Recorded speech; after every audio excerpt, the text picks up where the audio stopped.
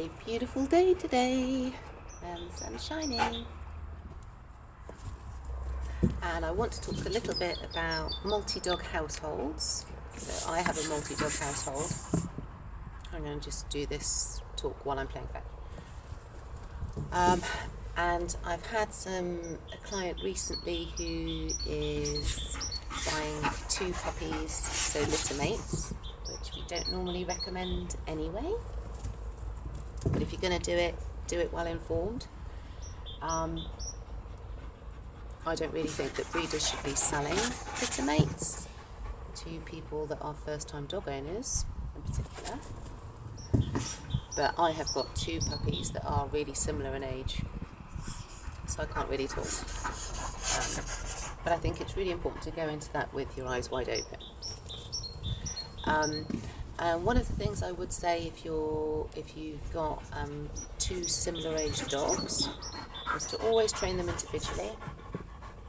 So Henry, my Dutch herder, and Elsa, my Mallee, they're fairly similar in age. There's like I think there's 8 months between them maybe. And Dolly and Manny, really similar in age, my miniature Dachshund, so there's only like a month between them maybe. And I've always trained them individually until I've got a level of obedience in place and understanding of commands before I then started phasing them together. All of my dogs have their own space to avoid conflict within the home, and I think that's really important. Sometimes when I've worked with dogs that have that have aggression issues within the household, it's because the resources are too few.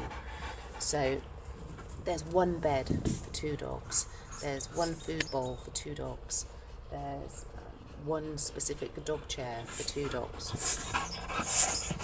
I tend to have the rule of dogs aren't really allowed on the furniture in my house, on the sofa in any case, and partly that's because it's a brand new sofa and I'm really precious about it.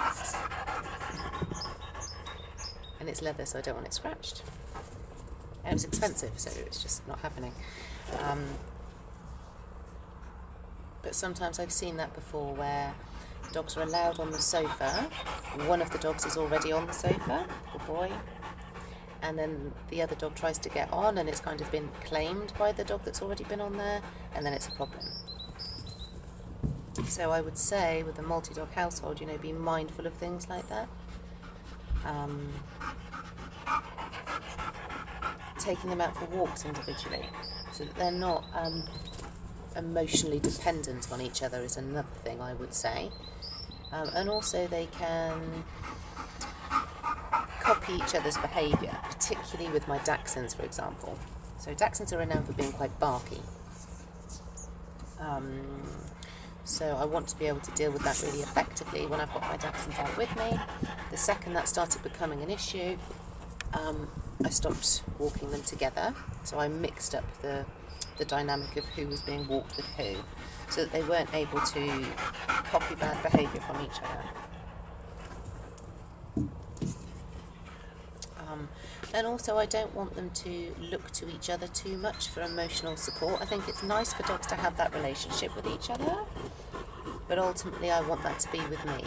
I want to be the one that they look to for reassurance. I want to be the one that they look to for always this okay to do, rather than each other. Like sometimes when you've got dogs and you recall them, if you've got multi-dog household, and they turn around and look at you, and then they kind of look at each other, and then one of them scarpers and the other one follows.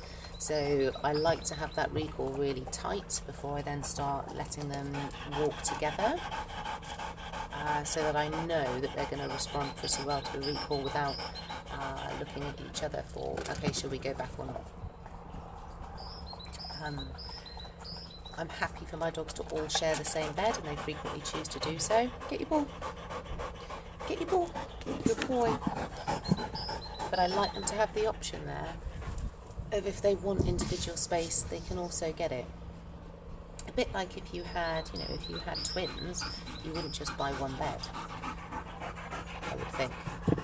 Maybe initially you would put them in the same cot, I don't know, but you would never just keep them in the same bed forever, because we understand in people, in human children, the importance of promoting independence and a sense of self. And I think that's just as true of dogs. So that's what I would say about multi-dog households. Making sure that there's plenty of resources. Don't just have one stag bar, have 5. I've got 5 dogs, so there's always plenty of resources. They've also all been taught how to eat in each other's presence. So I never put their food bowls right next to each other if they're eating from a food bowl. I never give them bones right next to each other. They've been taught that you eat your bone on a mat. So you target your mat and you stay on your mat to eat your bone. If you come off your mat, then I'm going to take the bone and put you back on your bed in any case. So they tend to just stay on their mats when they're eating bones.